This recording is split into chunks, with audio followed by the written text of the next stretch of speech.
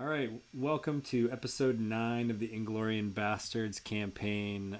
This is the first part of the trilogy, Search for Tol Eressëa. And as I promised, every few episodes we would do an interview with one of the. I think I referred to them in episode 5 as like the famous characters or something, but I don't think you guys are all that famous. But we have with us tonight the person who we lovingly call Spriggs, who plays Burin the dwarf. Welcome to the podcast. Thank you for having me on. Here's the way it's going to work. Where I have a few questions to ask you, and feel free to ramble and go off on any tangents you want. Make comments as you see fit. But I guess the first thing I would ask you is, so we've played Dungeons and Dragons together probably for 3 or 4 years at this point, maybe even longer, and we've played mostly sort of vanilla Dungeons and Dragons, right? We've played, I think that we've played in a setting called used to be called in 4th edition the Points of Light campaign setting, and most recently we played in where were we? Baldur's Gate, somewhere over there. Yeah, it was like in that universe, I think. Yeah, so we were in Faerun along the Sword Coast.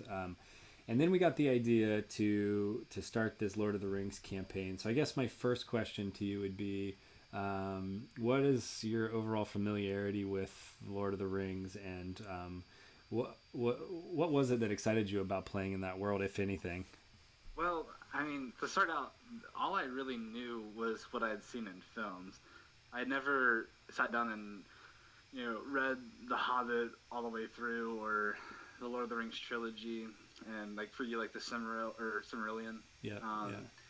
So, what excited me the most was I knew that you had extensive knowledge of Tolkien, so I knew playing in a campaign ran by you would be like living out Tolkien's story. Yeah, maybe a little too much sometimes, huh?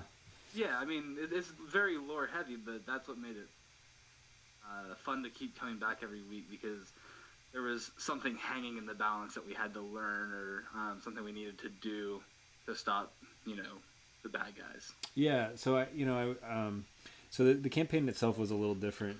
We had, so I didn't talk about it much, but for anybody that's played Adventures in Middle Earth, they know that there are I think Josh, one of the players, referred to it as like all the sub rules that you have to learn, right? The embarkation rules and the yeah, gosh, I don't even remember all of them at this point, but there are new skills like lore and shadow lore.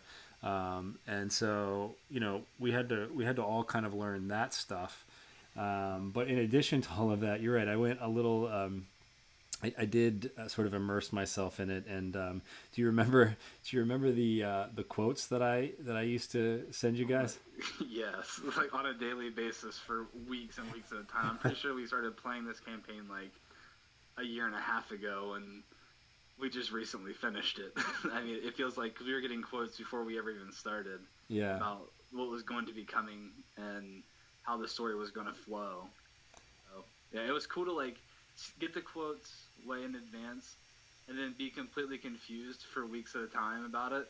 And then when it finally came to fruition, we actually like learned what the quote was about and how it ties into our campaign. Yeah. So I have a few quotes for you tonight that I'll read towards the end of the interview, but I guess let's go on to the next question. So how did you decide, when we were all sort of picking what they refer to as cultures in Adventures in Middle Earth instead of races? So I guess it'd be a class and a culture. How did you decide that you wanted to play a dwarf slayer? Well, I guess when I think dwarf slayer kind of comes hand in hand in my mind when it comes to Lord of the Rings, because my first connection to dwarves would be like Gimli and the Lord of the Rings movies, and like that's just kind of his personality and like the way he was in all the films. So that's kind of where I got that idea where I wanted to go. But I always thought dwarves were just really fun to play. Even when we played in like 5th edition, I don't know. I really liked playing the short bearded guy. Yeah, Yeah. And I feel like you can have more fun with the accent and I don't know, like their mentality and how they would respond to things. Their Just kind of stubbornness. like like just head on every time that you get into a fight. Well, it's Um, actually it's amazing how many times your character stumbled across things that would, if for people that are familiar with the books or the movies, would, yeah, I mean, imagine Gimli encountering a big pool of water, right, with wearing all that armor, exactly. Yeah. Yeah. and think And about like how many times your character encountered that. yeah, I mean, I know that it wasn't in the podcast, but in that the first episode that we did with me, you, and Josh, and the elf pulled me out of the water because I was drowning. Like it played along really well, and I feel like uh, having a character that you can build fears and kind of like weaknesses is fun for the role playing part of the game. Yeah, so you mentioned that first session we did together, and I've referred to them in the first 8 episodes now. They've heard me talk about origin sessions, and again, we kind of stole that term from the Marvel movies, right? But the origin Mm-hmm. sessions, all the origin sessions were sessions where we could get to know the character. You could learn how to sort of play the character if we needed to tweak anything, and then we sort of built in your backstory and sort of olayed you to that that first scene, right, where most characters meet in a bar.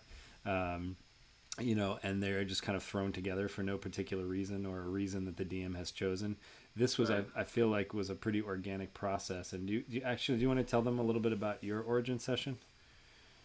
Yeah, I mean, I don't remember it spot on, but I know that uh, how my character played into the story originally was that there was words sent that um, there was items being stolen from the elven communities, and Dane Ironfoot the Second sent me to meet the man in the blue Right. cloak. But so after the meeting of the White Council, as word of the Umbarian pirates' theft and coming up the coast spread through Middle Earth, the various wizards and elves enlisted people and were tasked with assembling this fellowship. And you're right. Eventually, I actually told you guys that there was a blue wizard involved in this, and traditionally and historically, if you can say historically in the world of Tolkien, the blue wizards were very far to the east and actually didn't enter the story at all, except when they were talking about how the Istari came into this world, Kurumo, and the various wizard Maiar came into the world to sort of help battle Sauron. The Blue Wizards went far to the east, and I believe there's some lore about possibly cults rising up based on the Blue Wizards. But I used Alatar, the Blue Wizard, who, like Gandalf, had to be essentially begged to come to Middle Earth as a wizard. Um, we used the Blue Wizard to sort of plant the seed into Dane, to say, hey, listen, these guys are sort of tracking right through.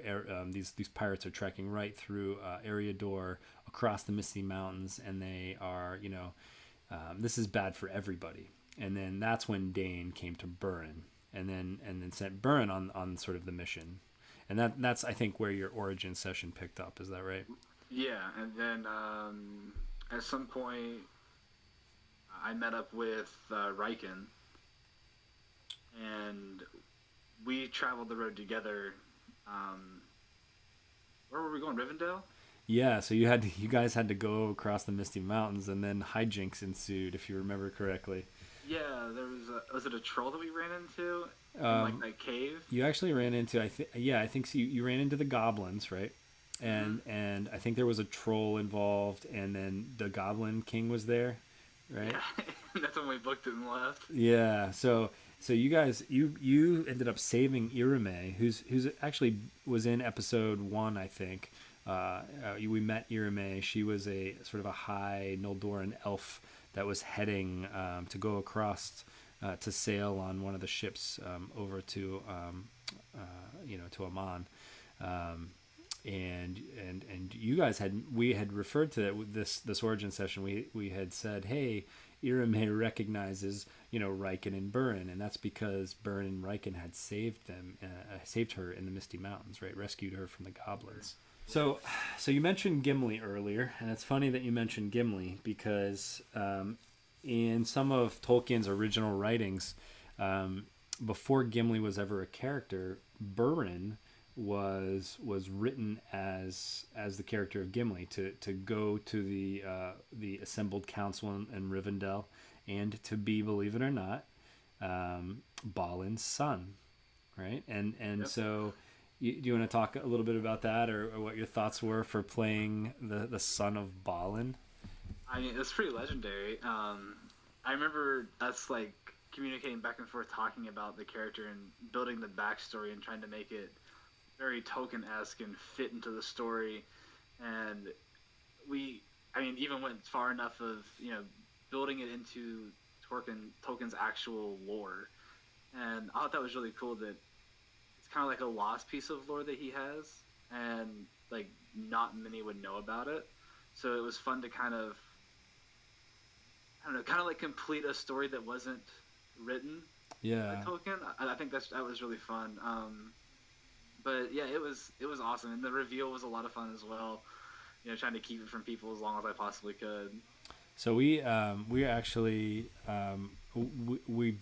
people that are listening to this episode 9 will have kind of just gotten the reveal in episode 7, 2 episodes ago, when you're at the door, sort of the large stone with the runes on it, and you have to sort of rub your hand with the blood against the runes, and we really haven't revealed why that worked.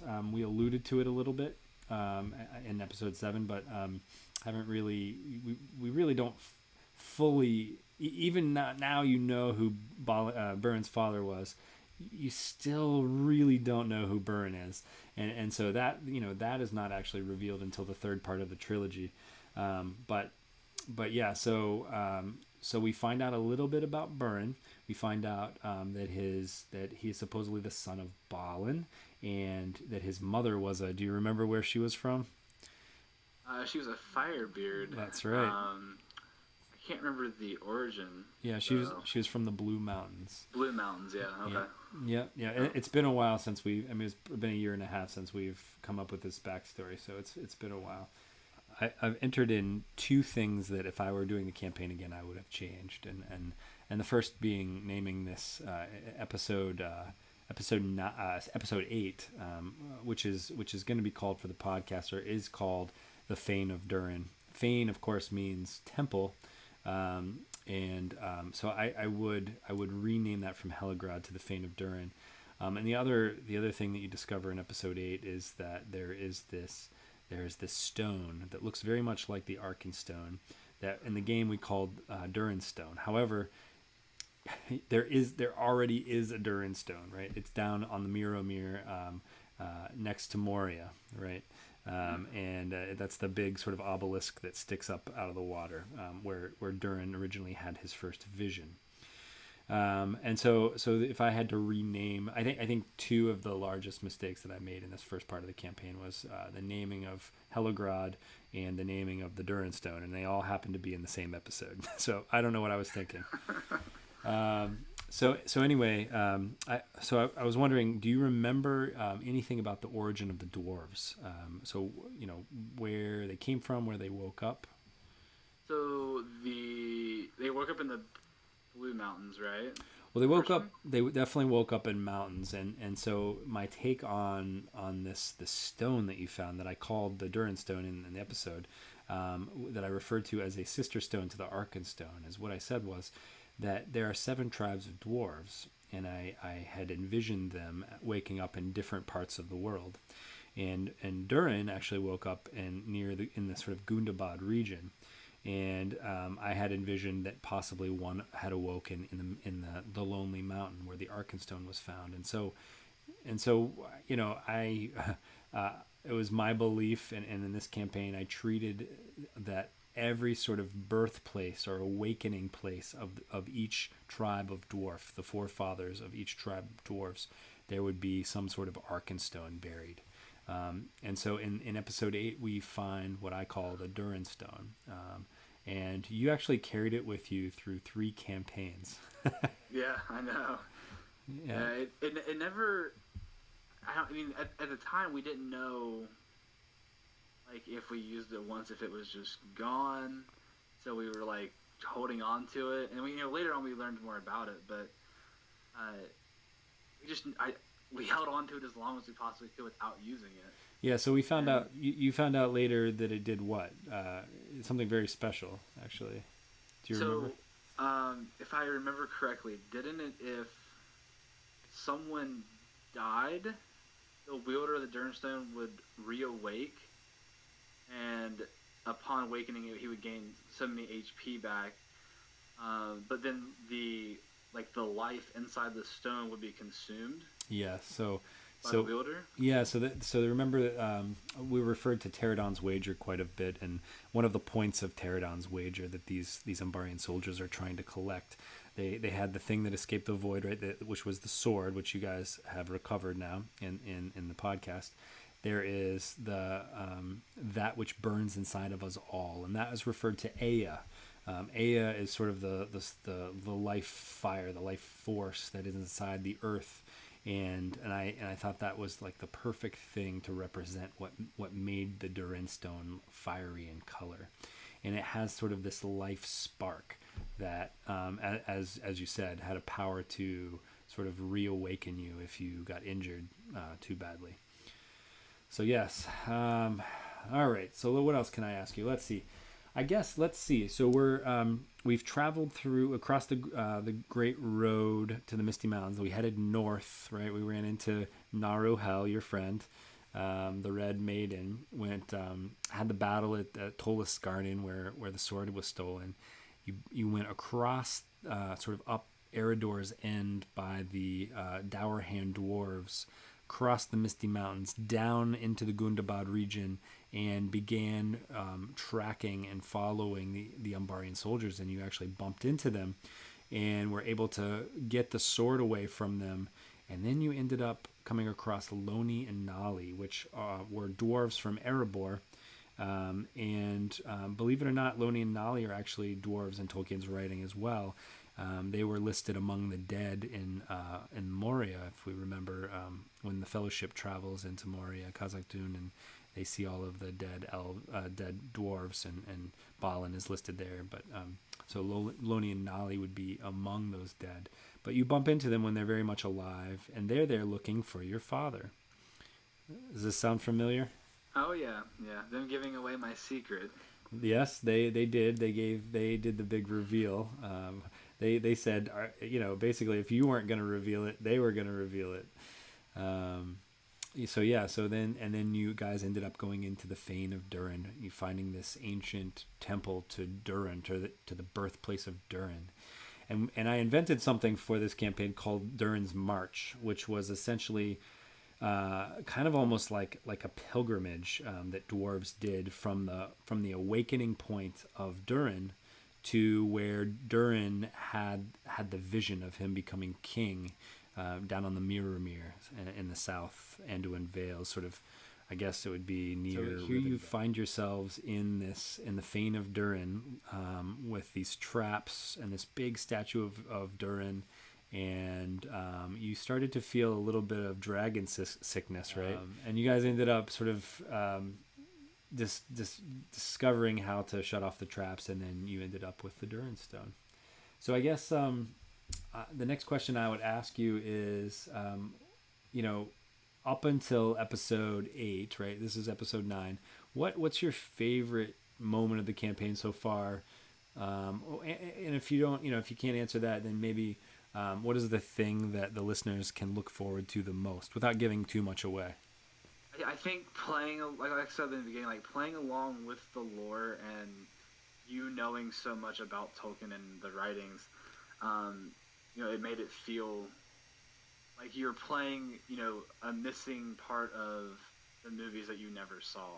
I think that's what makes, I've told people that I'm a historian, that I'm a fake historian, right? Because I'm studying, I'm writing I don't like to call what I write about Tolkien fan fiction. I say that I'm writing like fake historic fiction because in some ways there's so much history that you really do feel like you're discovering things that have happened in the past somewhere, and then you get to weave this beautiful story in between. I mean, that's one thing that Tolkien did so well is he left just enough.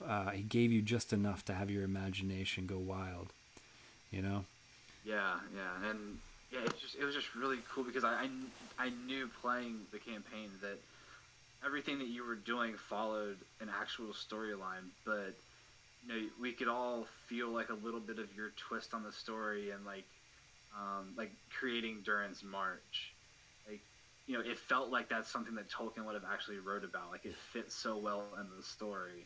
It sounded plausible, right? I mean, I thought that was right. pretty, yeah. And like your take on the Arkenstone and Durinstone, like how those are created, and they're, you know, like basically at the heart of the mountain where the dwarves were born. Yeah. I just like all those little things that you added into the story. They feel real because they make sense even just watching the movies and maybe reading a little bit of the novels. Like, it feels like that could be, you know, the missing pieces, like the things that were left out. Yeah.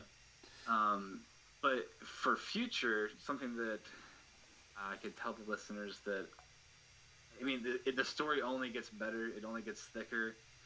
And there's some amazing combat coming up fairly soon. I mean, I would say, probably 10 more episodes or so? Boy, yeah. I mean, so the next place that the listeners are going to go is into the Withered Heath. And I do have a few quotes here for you. I promised you some quotes. So both of these are from The Hobbit. The first one comes from Thorin Oakenshield, where he referenced, "They came from the Withered Heath, where the great dragons bred." So we get a little preview of what Spriggs is talking about in some of the battles to come. I think the battle at the Withered Heath was one of the best early battles that we had. And then this other quote comes from The Hobbit as well, when they're in Beorn's house, where I believe it's a song or a dirge or a poem or of something. And this is a stanza. It says, "The wind was on the withered heath, but in the front stirred no leaf. There shadows lay by night and day, and dark things silent crept beneath." So you get this sort of ominous feeling of where the characters are going to be traveling. And these are some of the quotes that I sent them early on. They were probably like, "Why are you sending me these crazy poems?" No, and I think the listeners should definitely pay attention to Riken's character, because I think by the end of, you know, all three campaigns, he has probably one of the richest backgrounds by the end. Definitely one of the most tragic, for sure. Yeah, I mean, the character development is amazing. Just the changes that happen between like where you are now and where they end up. Same with Burin. I mean, there's still a lot of things that are to be learned about Burin. I mean, you feel like the Balin bombshell was like a big resonating moment, but there's a lot more to come. That's just the beginning. Yeah, there's a lot more. So, I mean, yeah, it'll be fun to listen in and relive this campaign as you release these episodes for myself. Well, we really appreciate you coming on to talk, and hopefully this won't be the last time you come. Maybe we'll hit you up again in later in this first part of the trilogy, or even in the second part. Awesome, sounds good. Thanks for having me. All right, take it easy.